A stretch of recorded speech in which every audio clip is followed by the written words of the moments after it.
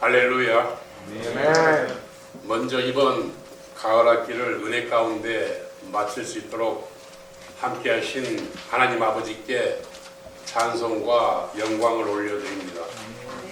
또한 학생들을 가르치시기 위해 수고하신 총장님과 교수님들, 그리고 하나님의 말씀을 배우기 위해 주경 야독하신 우리 학우 여러분들께 다시 한번 감사와 격려의 말씀을 드립니다.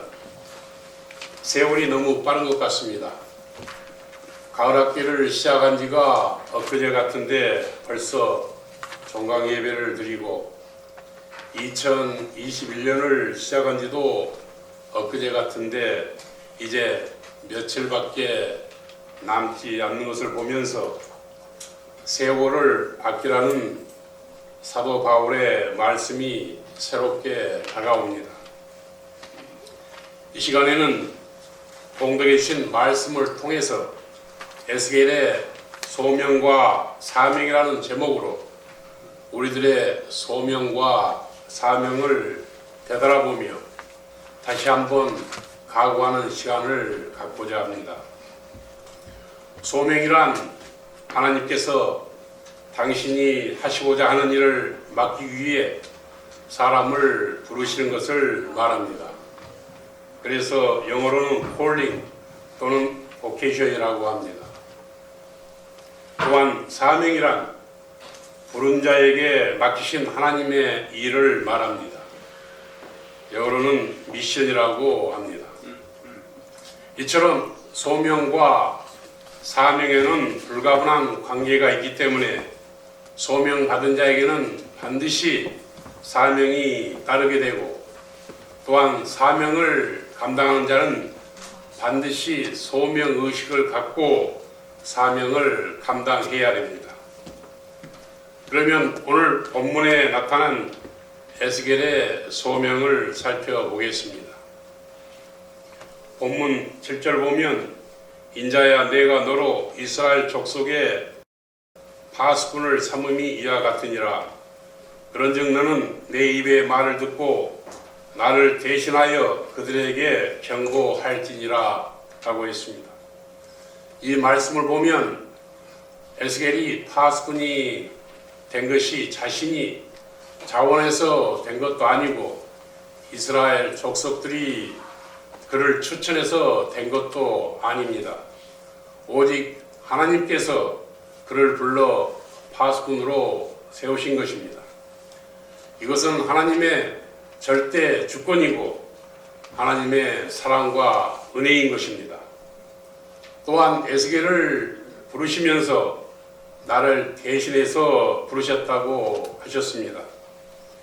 즉 에스겔에게 하나님의 신적 권위를 위임하셨다는 것입니다. 이 얼마나 놀랍고 두려운 말씀입니까? 우리도 마찬가지입니다. 여러분들이 자원해서 신학교에 입학하여 공부하고 있는 것 같지만 여러분의 심령 깊숙한 곳에서 하나님께서 부르시는 음성을 마음으로 들었기 때문에 이 자리에 앉아 계신 줄 믿습니다. 그러므로 여러분들을 이 시대의 파수꾼으로 쓰시기 위해 하나님의 말씀을 전하는 대언자로 세우셨음을 알아야 되겠습니다. 그러므로 나같이 자격 없는 자를 파수꾼으로 불러주신 하나님의 은혜에 감사하고 투철한 소명의식을 갖고 항상 두렵고 떨리는 마음으로 맡겨주신 사명에 충성하는 저와 여러분이 되기를 축원합니다. 두 번째, 에스겔의 사명을 보겠습니다. 하나님께서 에스겔에게 주신 사명은 영적 파수꾼 사명입니다. 하나님께서는 말씀 선포를 나팔을 부는 일로 비유하면서 에스겔에게 파수꾼 사명을 주셨습니다. 파수꾼이란 성벽 가장 높은 망루에 올라가서 적의 동태를 살피다가 적이 나타나면 나팔을 불어 성한 사람들에게 경고하는 임무를 맡은 자입니다. 그런데 파수꾼이 적이 나타났음에도 불구하고 경계를 소홀히 하고 경고 나팔을 불지 않아 성한 사람들이 죽게 되면 그 모든 책임은 파수꾼에게 돌아가고 그도 죽임을 당하게 됩니다. 왜냐하면 사람이 파수꾼을 세운 목적이 자신의 생명과 재산을 보호하기 위해서 세웠기 때문입니다. 마찬가지로 하나님께서 에스겔을 이스라엘의 파수꾼으로 세우신 목적은 그들을 죽이려는 것이 아니라 살리기 위해서 세우신 것입니다. 11절은 이렇게 말씀하십니다. 주 여호와의 말씀에 나의 삶을 두고 맹세하노니 나는 악인의 죽는 것을 기뻐하지 아니하고 악인이 그 길에서 돌이켜 떠나서 사는 것을 기뻐하노라. 이스라엘 족속아 돌이키고 돌이키라. 너의 악한 길에서 떠나라. 어찌 죽고자 하느냐 하셨다 하라. 이처럼 하나님께서는 악인들까지 살리시기를 원하는 사랑의 하나님이십니다. 그러므로 우리들은 우리 같은 죄인을 살리기 위해 십자가에 피 흘려 죽으신 사랑의 예수 그리스도를 전하는 일에 최선을 다해야 되겠습니다. 아멘.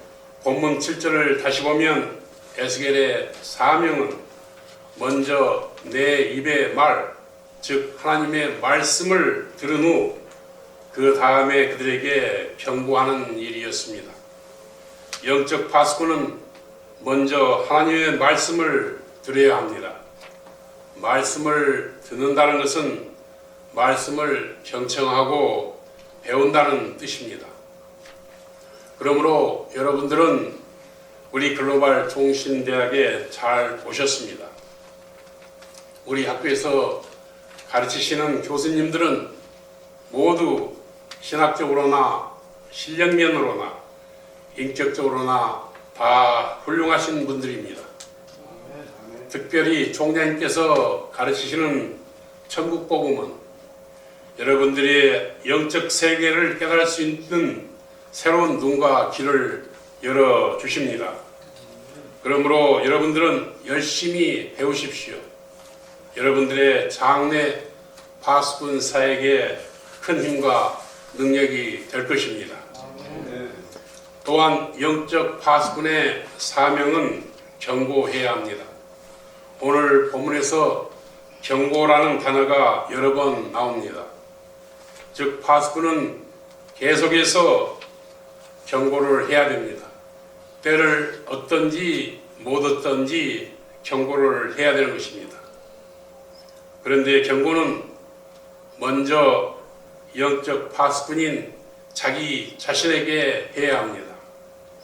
앞에서 살펴보았듯이 파수꾼의 책임과 의무는 막중했지만 그에 대한 보상은 잘해야 본전인 겨우 자신의 목숨만을 유지하는 것이었습니다. 이것은 무엇을 의미합니까?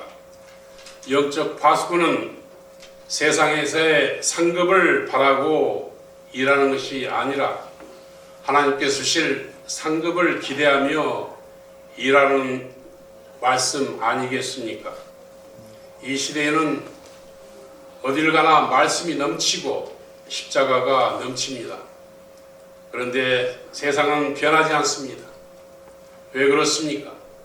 그것은 우리가 세상 사람들과 별 차이가 없거나 더 못하기 때문이 아니겠습니까? 세상을 경고하기 전에 우리가 먼저 우리 자신들에게 경고합시다. 우리가 다시 한번 우리를 부르셨던 그분의 음성에 귀를 기울입시다. 그리고 그분의 음성에 순종합시다. 그래서 우리들도 살고 세상을 살리는데 앞장서는 영적 파수꾼이 됩시다.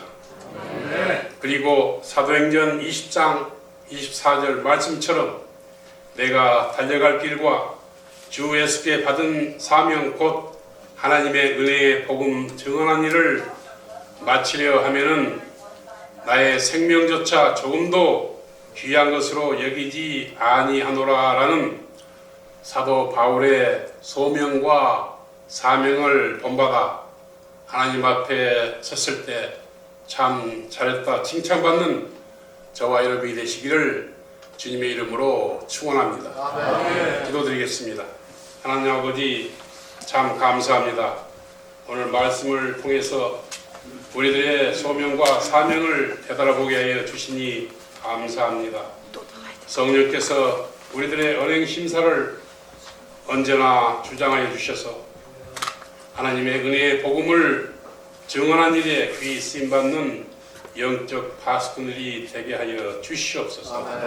감사드리옵고 우리 주 예수 그리스도 이름으로 기도드리옵나이다. 아멘.